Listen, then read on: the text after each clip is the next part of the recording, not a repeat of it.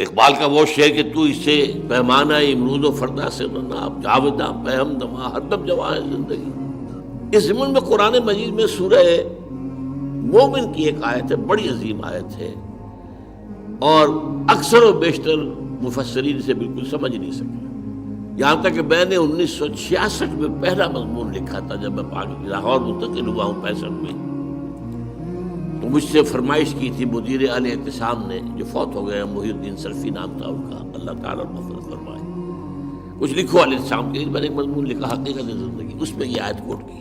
تو Medina university کے استاذ مولانا عبدالغفار حسن کا خط مجھے آیا کہ آپ کی اس تحریر سے آج ایک بالکل نیا نقطہ ملا ہے جس کی طرف پہلے کبھی توجہ نہیں۔ وہ کیا ہے؟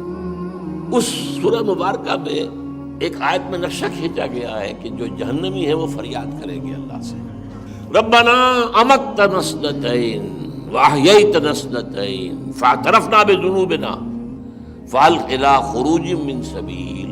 اے رب، ہمارے تو نے ہمیں 2 مرتبہ مارا، 2 مرتبہ زندہ کیا، اب ہم نے مان لیا، اپنے قصوروں کا اعتراف کر لیا، فاعترفنا بذنوبنا، اعتراف کر لیا ہم نے اپنے گناہوں کا، تو اب یہاں سے بھی نکلنے کا کوئی راستہ ہے کہ نہیں؟ یہ 2 باتیں کون سے ہو گئے؟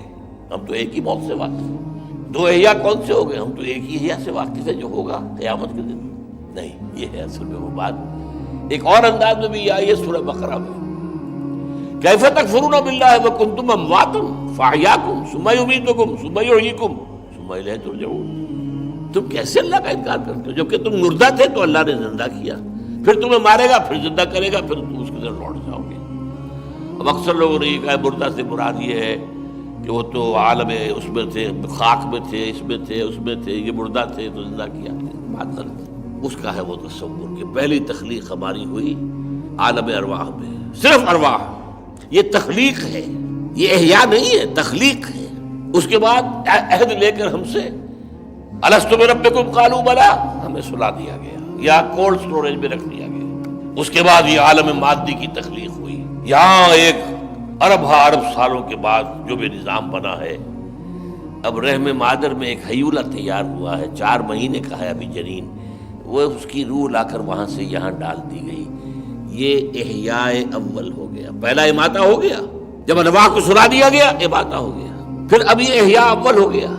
اب یہ جسم اور اس روح کے ساتھ اس دنیا میں 20 30 40 50 60 100 برس رہے گا، پھر اماتہ ثانیہ ہو جائے گا، پھر قیامت کے دن احیاء ثانی ہو جائے گا۔ ربنا امتنا اثنتین واحییتنا اثنتین فاعترفنا بذنوبنا فہل الی خروج من سبیل۔ اور میں نے آپ کو بتایا پھر زندگی کے ہوئے 5 ادوار، زندگی جمع موت، موت بھی ایک زندگی کی حالت ہے، موت عدم کا نام تو نہیں ہے نا، مردہ پڑا ہے، مردہ ہے، معدوم تو نہیں ہے۔